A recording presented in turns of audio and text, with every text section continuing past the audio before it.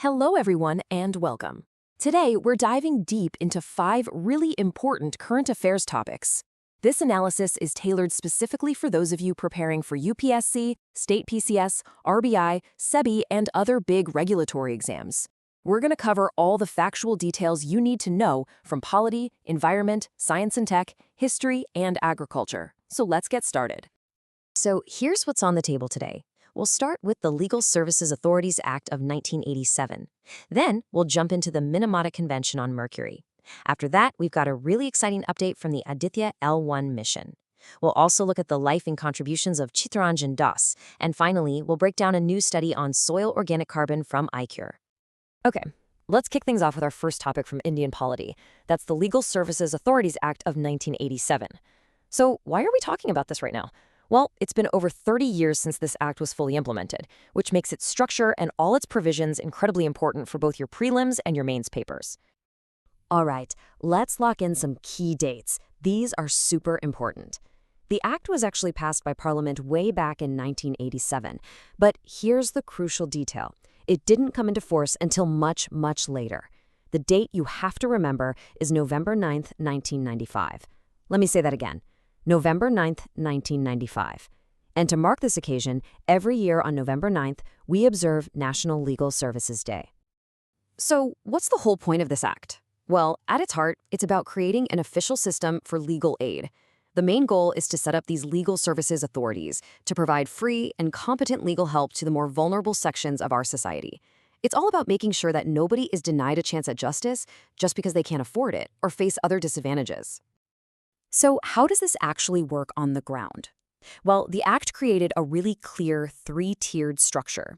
Think of it like a pyramid. At the very top, at the national level, you have the National Legal Services Authority, or NALSA, and its patron-in-chief is the Serving Chief Justice of India.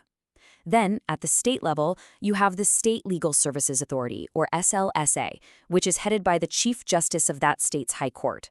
And finally, at the district level, there's the District Legal Services Authority, or DLSA, headed by the district judge. For your exams, just remember that simple hierarchy: NALSA, SLSA, and DLSA. So who actually gets this free legal help? The act is very specific. The list of eligible people includes members of scheduled castes or scheduled tribes, women and children, and victims of human trafficking or forced labor. It also covers victims of major disasters, people with disabilities, industrial workers, and anyone who is in custody. Now, besides those specific groups, there's also an income cutoff. And this is a key detail.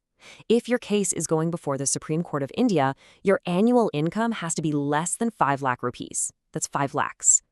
But for cases at the state level, it's a bit different. Each state government sets its own income limit, and it usually falls somewhere in the range of 1 to 3 lakh rupees per year. And there are 2 other crucial things to know about this act. First, funding. How is all of this paid for? The act requires the creation of legal aid funds at the national, state, and district levels to keep things running. And second, and this is a big one, the act is responsible for setting up Lok Adalats, or the People's Courts.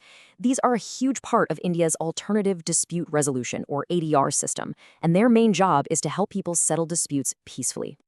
All right, let's switch gears. We're moving from law to the environment now. We're going to talk about a very important update on the Minamata Convention on Mercury. This is a hot topic in the environment section, and it's really key to understanding how international environmental rules are made. So what's the latest news? Well, at the recent big meeting in Geneva, the COP6, member countries made 2 huge decisions. First, they've agreed to completely phase out the use of dental amalgam, the silvery stuff used in fillings that contains mercury, by the year 2034. And second, they're going to crack down even harder on eliminating skin lightening products that have mercury added to them.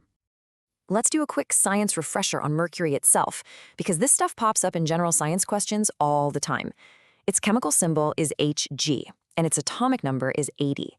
It's a heavy, silvery white metal, it's ductile, malleable, and it conducts heat and electricity. But here's the kicker, the one thing everyone remembers, and the classic exam question. It's the only common metal that's a liquid at ordinary room temperature. So where does all this mercury pollution come from? Well, there are 2 main types of sources. You've got your natural ones, like volcanic eruptions and emissions from the ocean, But the real problem, the one this convention is trying to fix, comes from human-caused or anthropogenic sources.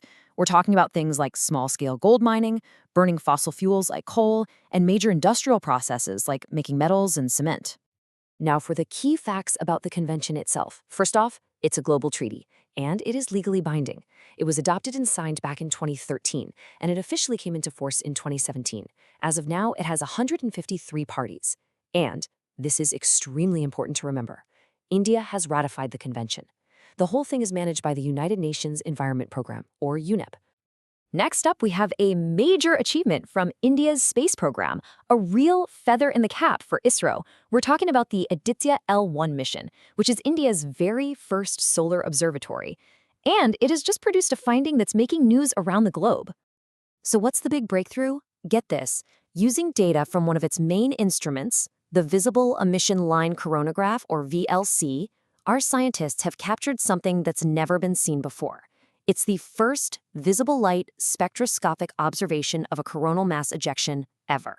This is a global first, and it's giving us data we've never had access to before.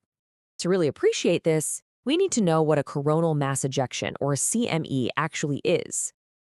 Basically, imagine the sun burping out a gigantic cloud of plasma and magnetic energy from its outer atmosphere, the corona. These ejections travel through space, and if they hit Earth, they can cause geomagnetic storms that mess with our satellites and power grids. Let's quickly run through the mission's vital stats. Aditya L1 is India's first ever dedicated mission to study the sun. It was launched in 2023 using the PSLV-57 rocket. It's designed to operate for 5 years. On board, it has 7 scientific instruments, which are a mix of remote sensing and on-the-spot measurement tools. And it's positioned in a halo orbit around the Sun-Earth Lagrange Point 1, or L1.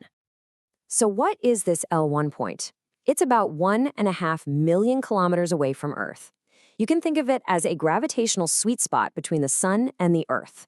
The gravitational pull from both bodies sort of cancels out there, which means a spacecraft can just hang out in that spot using very little fuel. It's the perfect parking spot for an uninterrupted 24/7 view of the sun. Okay, time to step back in time with a topic from modern Indian history. Recently, tributes were paid to the freedom fighter Chittaranjan Das on his birth anniversary. His life and his contributions are a really significant part of the syllabus on India's freedom struggle. Chittaranjan Das, who we affectionately call Deshbandhu, or Friend of the Nation, had an absolutely pivotal career. In 1908, he shot to fame as the lawyer who defended Aurobindo Ghosh in the Alipore bomb case. By 1920, he was a key figure in the non-cooperation movement. In 1922, he presided over the Gaya session of the Indian National Congress. The very next year, in 1923, he teamed up with Motilal Nehru to found the Swaraj Party. And in 1924, he became the first ever elected mayor of Calcutta. And for our final topic today, we're getting our hands dirty, so to speak, and diving into agriculture. The Indian Council of Agricultural Research, or ICAR, has just published a really important study about the factors that influence soil organic carbon, or SOC. And let me tell you, soil health is a critical topic that comes up again and again in the mains exam. So what did this big study find?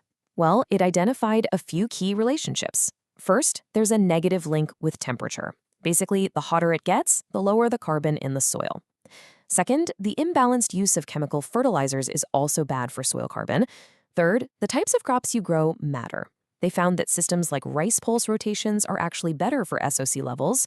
And finally, there's a positive link with elevation. The higher up you go, the more carbon you generally find in the soil.